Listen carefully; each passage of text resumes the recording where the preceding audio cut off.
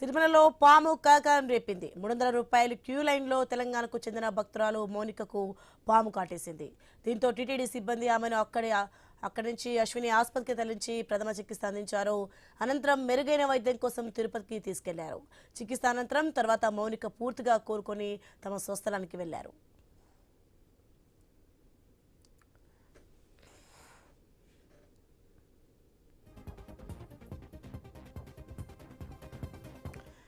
తిరుమలలో పాము కలకలం రేపింది. 300 రూపాయలు క్యూ లైన్లో తెలంగాణకు చెందిన భక్తురాలు మౌనికకు పాము కాటేసింది.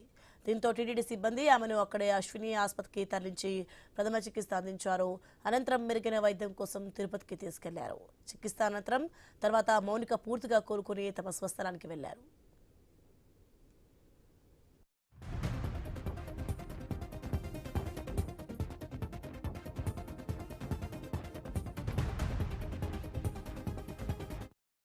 రైట్, ఈ అంశానికి సంబంధించి మరింత సమాచారం మా ప్రతినిధి గోపి అందిస్తారు ఫోన్లలో. ఎస్ గోపి, మొత్తానికి తిరుపతిలో చూసుకుంటే పాము కలకలం రేపినట్టుగా తెలుస్తుంది. ప్రజెంట్ ఆమె సిచ్యువేషన్ ఎలా ఉంది, ఏంటి?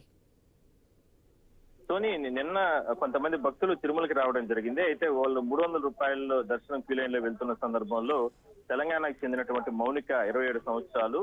అయితే ఆమెకి ఒకసారి అక్కడ అంటే చెట్ల పొదల్లో ఉన్నటువంటి పాములు అంటే ఆల్రెడీ క్యూ లైన్ లోకి వచ్చిన సందర్భంగా అది కాటు వేయడం జరిగింది. అయితే వెంటనే అప్రమత్తమైనటువంటి టీటీడీ విజిలెన్స్ అధికారులు సిబ్బంది ఆమెని తిరుమలలో ఉన్నటువంటి అశ్విని ఆసుపత్రికి తరలించారు. అక్కడి నుంచి కూడా మళ్ళా నిన్న తిరుపతి ఇక్కడ రుయా ఆసుపత్రికి తరలించడం జరిగింది.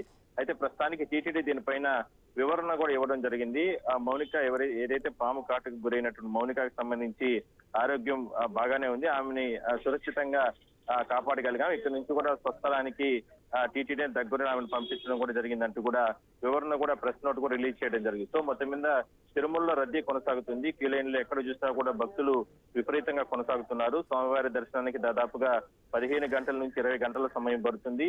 వారాంతపు రోజులు కావడంతోనే తిరుమలకు పెద్ద ఎత్తున భక్తుల తాకిడి కొనసాగుతున్నారు. అయితే ఇందులో భాగంగానే క్యూ లైన్ లో వేచి ఉంటున్న భక్తులకు సంబంధించి అక్కడ ఈ రకంగా పాములు కావచ్చు ఇట్లా సహజంగా గతంలో కూడా జరిగాయి. అయితే అందులో భాగంగానే ఇలా రిపీట్ అయినట్లు కూడా చెప్తున్నారు. సో మొత్తం మీద మౌనికకు సంబంధించినటువంటి ఆరోగ్య పరిస్థితి మాత్రం బాగానే ఉందని టీటీడీ కూడా చెప్పడం జరిగింది. Right, thanks for the information Gopi.